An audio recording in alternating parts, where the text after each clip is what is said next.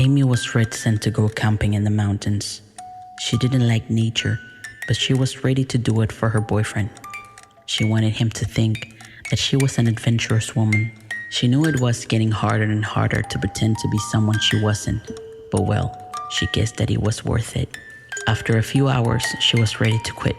She was lazy as her cat, but Jhon seemed so happy that she kept going. Amy didn't realize till then that Jhon was so energetic and for some reason very hairy. Probably the sun was making her look parts of Jhon that she never saw before. Or probably it was because Jhon always wanted to see her at night. She also noticed that Jhon had this very weird look in his eyes, like if he was looking at a plate of fries and chicken ready to be eaten. When the night arrived, Jhon took out the tent and set up the fire. He asked Amy to go get some small tree branches to light the fire up. So she agreed, thinking that probably was gonna be the worst night of her life. She was tired, hungry, and sweaty. After a couple of minutes, she felt weird, a little bit scared, but mostly observed by who knows, maybe the owls or some wild animal. Suddenly she heard footsteps, but not like human footsteps. It was like a bear was going to her direction. But what made her suspicions more real, it was the growling. She was dead. She knew it. But something that Jhon didn't know about Amy, it was that she was a fighter. She had this instinct of survival very powerful, so she ran and kept running. At some point, she got lost in the forest, but it was okay because she didn't feel chased anymore. She sat down next to a giant tree.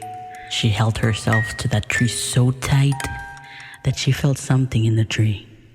So she grabbed her phone and tried to have a better look. Somebody wrote like a note, and it said, "Mom, I should have listened to you. Jhon wasn't the man I thought he was. I love you, Mom. Please, come, find me." All her spinal hair stood up. She got the most intense goosebump that she had ever felt. She knew that Jhon was her Jhon, and bringing her there wasn't a random location at all. He wanted to kill her. Then she heard the footsteps again, and there he was, Jhon, looking at her with a weird looking in his face. He seemed more hairy and taller. He was licking his lips like when dogs crave for some treats. "It was so easy with you, Amy. You always wanted to please me," he said. "Who are you?"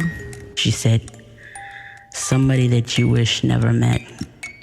Amy screamed so hard, but only the birds and the insects would listen to her.